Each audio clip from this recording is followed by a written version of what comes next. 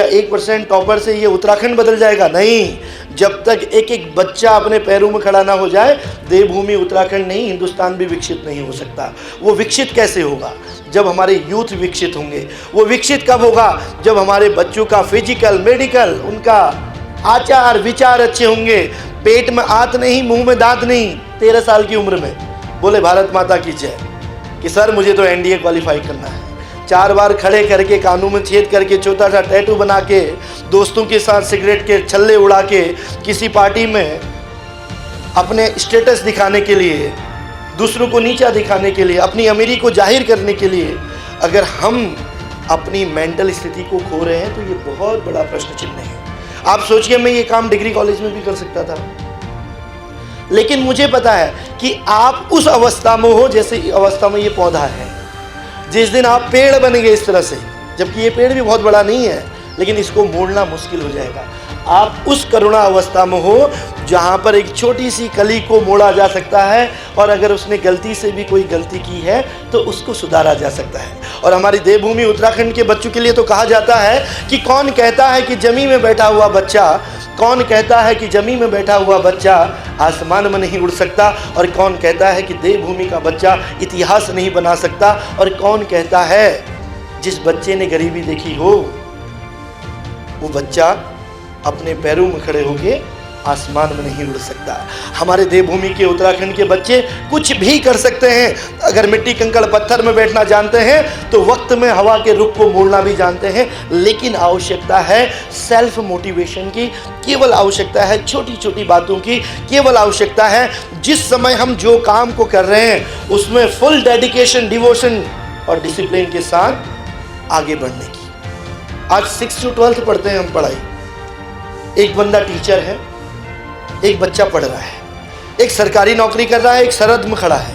अगर हर व्यक्ति ईमानदारी से, पढ़ाने वाला टीचर सोचे मैं 40 मिनट क्लास में जा रहा हूँ तो मेरा सर्वोच्च है क्योंकि मैं राष्ट्र के निर्माण में योगदान दे रहा हूँ, मैं उस समय अपने बच्चों को अच्छे से पढ़ाऊँ। और जो बच्चा है, क्योंकि माँ सुबह रोटी लेके आपको टिफ़िन भेज के विद्यालय भेजती है कि मेरा बच्चा, मेरी बिटिया 8 घंटे ढंग से पढ़ेगी। पिताजी प्राइवेट में हो या लाइब्रेरी में करते हो, चाहे प्राइवेट नौकरी हो या सरकारी में हो, कोई बॉर्डर में होगा, कोई घर में होगा, कोई कैसा भी होगा, लेकिन उन दोनों माँ बापों की एक आशा होती है कि जो काम हम नहीं कर पाए, जो हम अचीव ना कर पाए, वो हमारा बच्चा करे। पिता बचपन में अपने पुत्र को, अपने बेटे को, अपनी बेटी को अपने कंधे में बैठाता है ना, सिर्फ इसलिए कि उसका बेटा उससे आगे बढ़े।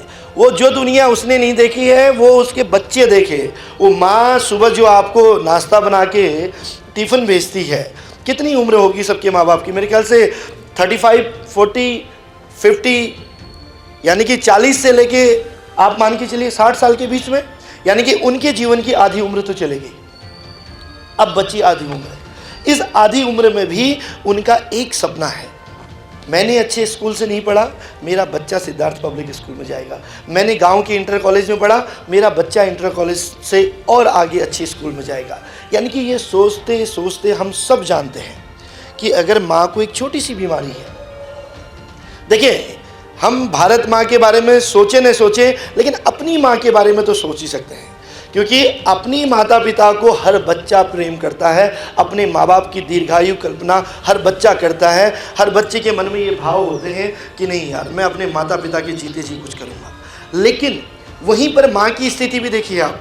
माँ आपको जब विद्यालय भेजती है तो वो घर का काम भी पूरा करती है। अगर कोई नौकरी कर रहा है तो वो नौकरी का काम भी कर रहे हैं, कोई नौकरी नहीं भी करता है, प्राइवेट में काम कर रहा है तो वो वहाँ भी जाते हैं। लेकिन आपने कभी महसूस किया इस चीज़ को? आप करना कभी, जब आपको टिफ़िन देती है माँ, खाना देती है आपके लिए, जब घर में मेहमान आते हैं रात को सबको खाना खिलाती है।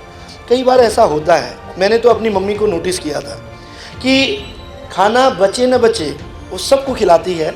कभी कढ़ाई पोंछ के खा लेगी, कभी 2 रोटी बची तो खा लेगी, नहीं बची तो पानी पी के सो जाएगी, लेकिन फिर सुबह एनर्जी के साथ उठती है कि यार मेरा बच्चा आगे बढ़े।